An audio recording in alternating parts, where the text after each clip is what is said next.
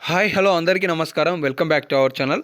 తెలంగాణ రాష్ట్రంలో 4,50,50,000 ఇందిరమ్మ ఇండ్లకి సంబంధించి లీస్ట్ 1, లీస్ట్ 2, లీస్ట్ 3, లీస్ట్ 4 ఈ లీస్ట్‌లకు సంబంధించి ఇప్పటివరకు ఎన్ని లీస్టులు విడుదలయ్యాయి, అలాగే ఎలా చెక్ చేసుకోవాలి, అలాగే ఈ 5,00,000 రూపాయలు ఒక్క ఇంటి నిర్మాణానికి ఇస్తామని చెప్పేసి అంటున్నారు కదా, ఈ నిధులను ప్రభుత్వం ఎప్పుడు జమ చేయబోతుంది, అలాగే ఇప్పటివరకు ఎంత మేర జమ చేశారు, అసలు ఎన్ని విడతలలో ఎప్పుడెప్పుడు జమ చేయబోతున్నారు అనే అంశాలకు సంబంధించి మరింత సమాచారం మన ప్రతినిధి ద్వారా ఈ వీడియోలో తెలుసుకునే ప్రయత్నం చేద్దాం. కాబట్టి మీరు వీడియోని చివరకు చూడండి, పూర్తి స్థాయిలో సమాచారాన్ని తెలుసుకోండి.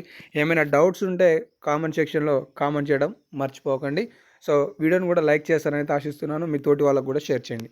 ఇక అప్డేట్లోకి వస్తే, తెలంగాణ రాష్ట్రంలో కాంగ్రెస్ పార్టీ అధికారం చేపడితే రాష్ట్ర వ్యాప్తంగా కూడా 20 లక్షల ఇందిరమ్మ ఇండ్లను ఇస్తామని చెప్పేసి హామీ ఇవ్వడం జరిగింది. అంటే 5 సంవత్సరాలలో 5 లక్షల రూపాయలతో కూడిన ఇందిరమ్మ ఇండ్లను దాదాపుగా 20 లక్షల వరకు నిర్మించబోతున్నామని చెప్పేసి చాలాసార్లు వేదికలపై మంత్రులు కావచ్చు, సీఎం గారు కావచ్చు ప్రకటించడం జరిగింది.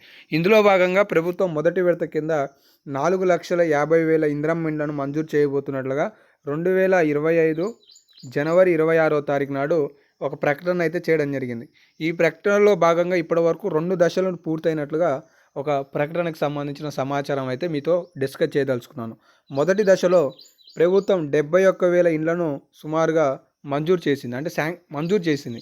ఇందులో శాంక్షన్ చేసినవన్నీ అంటే 47,000 ఇండ్లు సుమారుగా.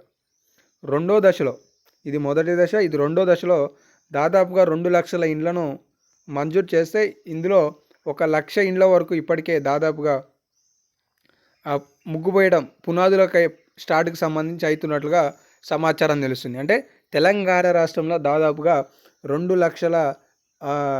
లక్షల వరకు ఇండ్లు అనేవి శాంక్షన్ అయ్యాయి. ఇందులో మంజూరు అయినవి మొత్తం కలిపి చూస్తే 1,00,000 వరకు అయ్యాయి. అయితే మొత్తానికి తెలంగాణ రాష్ట్రంలో రాష్ట్ర ప్రభుత్వం జూన్ 2వ తారీఖు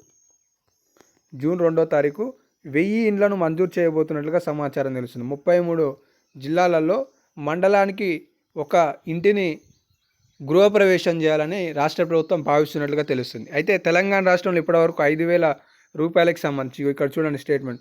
2న ఇందిరమ్మ ఇండ్ల గృహప్రవేశాలు, తెలంగాణ రాష్ట్ర వ్యాప్తంగా కూడా 1000 ఇండ్లను గృహప్రవేశాలు అంటూ రెవెన్యూ శాఖ భావిస్తున్నట్లుగా సమాచారాన్ని చూసుకోవచ్చు. 33 జిల్లాలలో మండలానికి ఒకటి చొప్పున ఓపెనింగ్ చేయాలని ప్రభుత్వం నిర్ణయించింది అనేది తాజా అప్డేట్ అనమాట. ఇక్కడ ఇంకొక విషయం ఏంటి అంటే, ఇండ్ల స్థలాలు లేని వాళ్ళకు కూడా దాదాపుగా 15 చోట్లలో ఎకరాకి 300 ఇండ్ల చొప్పున నిర్మాణానికి సంబంధించి కూడా ప్రభుత్వం గుర్తించినట్లుగా కూడా స్టేట్మెంట్ అయితే ఇవ్వడం జరిగింది.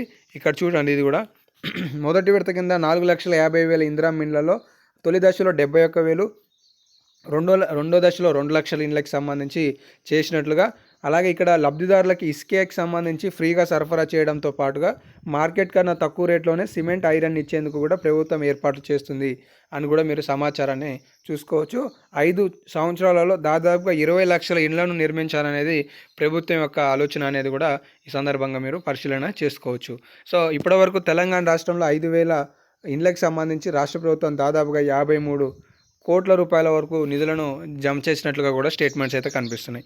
సో మిగిలిన లీస్టులకు సంబంధించి లీస్ట్ 1, లీస్ట్ 2, లీస్ట్ 3, లీస్ట్ 4 వరకు సంబంధించి కలెక్టర్లే వాటికి ప్రాతినిధ్యం వహిస్తున్నట్లుగా, కలెక్టర్లకు సంబంధించే పూర్తిస్థాయి అధికారులను ప్రభుత్వం కల్పిస్తున్నట్లుగా సమాచారాలు అయితే తెలుస్తున్నాయి. కలెక్టర్ శాంక్షన్ చేస్తే తక్షణమే పత్రాలు కూడా అందే అవకాశాలు ఉన్నట్లుగా అప్డేట్స్ తెలుస్తున్నాయి. దీనికి సంబంధించి ఇప్పటికే కలెక్టర్లు పూర్తి స్థాయిలో అధికార యంత్రాంగం అంతా కూడా నిమగ్నమై ఆ ఇండ్లకు సంబంధించిన చర్యలు చేపడుతున్నట్లు కూడా తాజా స్టేట్మెంట్స్ అయితే తెలుస్తున్నాయి. సో ఇక్కడ చూడండి,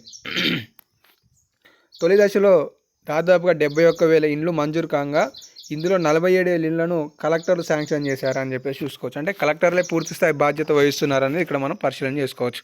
ఇక నా అప్డేట్స్ ఉంటే తదుపరిలో అందించే ప్రయత్నం చేస్తాను. మిస్ కావద్దు అనుకుంటే సబ్స్క్రైబ్ చేసుకోండి. ధన్యవాదాలు.